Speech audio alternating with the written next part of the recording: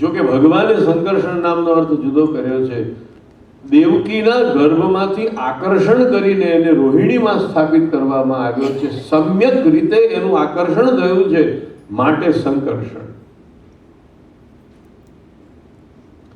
ચલો હવે તમારા લાલાનું હું નામ પાડું. પ્રાગયમ વસુદેવસ્ય જાતક ક્વચિત તવાત્મજ. તમારો આ લાલો પહેલા એકવાર ક્યારેક વસુદેવજીને ત્યાં જન્મ્યો હતો. એ વસુદેવનો પણ દીકરો છે અને તેથી એનું નામ પાડું છું વાસુદેવ.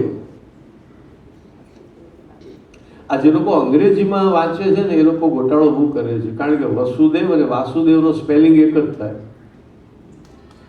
સામાન્ય રીતે એ રીતે લખાતું હોય. એટલે ઘણા લોકો એવું બોલતા હોય છે કૃષ્ણ ભગવાન વાસુદેવના દીકરા છે. કૃષ્ણ ભગવાન વાસુદેવના દીકરા છે એવું નહીં. કૃષ્ણ ભગવાન વસુદેવના દીકરા છે. વસુદેવ સુતમ દેવમ કંસ ચાણૂરમર્દન. આ વસુદેવનો પુત્ર હતો માટે એનું નામ વાસુદેવ. અને બીજું નામ પાડ્યું, આનો રંગ કાળો છે માટે એનું નામ પાડું છું કૃષ્ણ. આસન વર્ણા ત્રયો યસ્ય ગૃહ્ણતો યુગમ તનુ. આ ભૂતળું મને અનેક વાર આવે છે.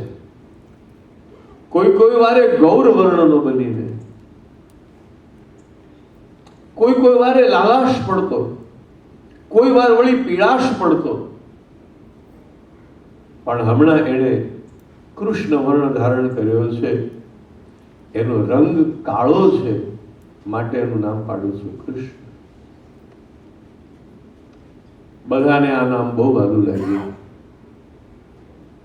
પણ ગર્ગાચાર્ય આ નામનો વૈદિક અર્થ પ્રગટ ન કર્યો, જે શાસ્ત્રોએ કર્યો છે, ઉપનિષદે કર્યો છે. કૃષ્ણ નામનો વૈદિક અર્થ, મૂળ અર્થ આધ્યાત્મિક અર્થ છે. કદી જેનો આરંભ પણ નથી અને અંત પણ નથી એવો નિત્ય શાશ્વત આનંદ એટલે કૃષ્ણ. કૃષ્ણ નામ બે અક્ષરોથી, બે શબ્દોથી બનેલું છે, કૃષ અને ન. અંગ્રેજીમાં તમે જેને એન કહો છો, એન ફોર ન્યુયોર્ક. કૃષ અને ન આ બે શબ્દો ભેગા થયા પછી વ્યાકરણના નિયમ પ્રમાણે ન અણ થઈ ગયો એટલે બોલાય છે કૃષ્ણ. કૃષ એટલે નિત્ય, નિરંતર, ઇટર્નલ, હંમેશા જે હોય એનું નામ કૃષ્ણ. અને ન એટલે આનંદ.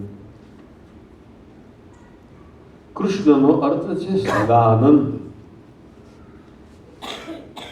પણ એ અર્થ અહીંયા ગર્ગાચાર્ય વૈદિક અર્થ પ્રગટ ન કર્યો. એનો કોઈ રંગ કાળો છે માટે કૃષ્ણ. કૃષ્ણ ભગવાન કાળા કેમ છે એના ઘણા ભાવો પ્રગટ થયા. લાલો પૂછે માને હું કાળો કેમ? માં કે છે તું જન્મ્યો ને ત્યારે અંધારી રાત હતી ને હું તને ઓઢાડવાનું ભૂલી ગઈ. જો નાના બાળકોને સમજાવવામાં મોટા બધા બહુ ચતુર હોય છે. અને બીજું, નાના બાળકોને હંમેશા એ સમજી શકે એ ભાષામાં જ સમજાવવા જોઈએ. તું અંધારી રાત્રે જન્મ્યો હતો અને હું તને ઓઢાડવાનું ભૂલી ગઈ એટલે રાત્રિનો કાળો રંગ તને લાગી ગયો માટે તું કાળો છે. પાછો તું યમુનાજીમાં સ્નાન કરવા જાય છે એટલે તું કાળો છે. શાસ્ત્રો કહે છે જે મેઘ ધરતીનું પોષણ કરવાને માટે, ધરતીનો તાપ હરવાને માટે આવે છે અને વરસે છે, એમ વિશ્વનું કલ્યાણ કરવાને માટે ભગવાન પધારે છે. માટે ભગવાનનો રંગ મેઘ જેવો શ્યામ છે. જગતના દુઃખ, પાપ, ક્લેશ વગેરે અમંગલને એ હરી લે છે માટે એનો રંગ શ્યામ છે. અને બીજી સરસ વાત તો એ છે કે શ્યામ રંગનો એક મહિમા એ છે જે જાય એને એ શ્યામ બનાવી દે છે. કાળા રંગમાં બધા જ રંગો પોતાની આગવી उपस्थिति गुमावी बैसे छे। काला सबको काला कर देता है। काला रंग पर बीजो रंग चढ़े नहीं। मीराए कहूं हूँ तो ओढ़ू काळो कामळो, एना ऊपर चढ़े नहीं बीजो रंग। तो भगवान श्री कृष्ण रंग श्याम छे। अनेक कारणों छे, सुंदर सुंदर भावो प्रकट थया छे। प्रभुनु स्वरूप, प्रभुनु महात्म्य पण गर्गाचार्य प्रकट कर्યું, महिमा पण समजावવો જોઈએ। तस्मात् नंद आत्मजोयम ते नारायण समो गुणैः श्रिया कीर्त्यानुभावेन गोपायस्व समाहित। जसोदा जी इसको बड़ा जतन करके, बहुत सावधान होकर के इसकी रक्षा करना। तू बड़ी भाग्यवती है कि तेरे घर ये लालो भयो है।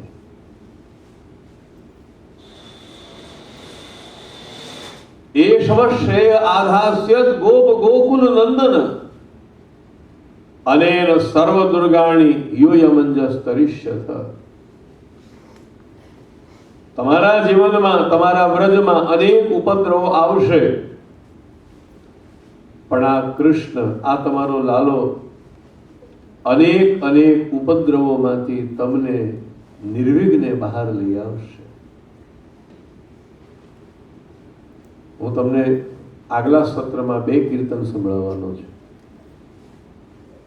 એક તો આ જ પ્રસંગનું પદ આપણે જે વધાઈમાં ગાઈએ છીએ, યહ ધન ધર્મ હિતે પાયો। પણ એક બીજું કીર્તન હું તમને એવું સંભળાવીશ કે કદાચ તમારામાંથી કોઈએ નહીં સાંભળ્યું।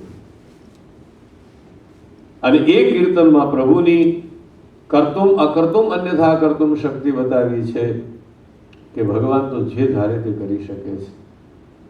ગમે તેવા તમને લાગે કે આ દુઃખમાંથી, આ સંકટમાંથી બહાર ઉગરવાનો કોઈ ઉપાય જ નથી, ગમે તે થાય હું આ દુઃખમાંથી નહીં બચું, ખલાસ, ફિનિશ, આવું તમને લાગતું હોય ત્યારે પણ કોઈ દિશા ખુલી જાય છે, કંઈક રસ્તો ઉઘડી જાય છે અને આપણે એમાંથી બહાર આવી જઈએ છીએ। એ જે કૃપા નામનું તત્વ છે એ એક પદમાં બહુ સુંદર રીતે વર્ણન કરવામાં આવ્યું છે, પણ એ આપણે આગલા સત્રમાં લઈશું, કારણ કે શયનના દર્શનનો સમય થયો છે।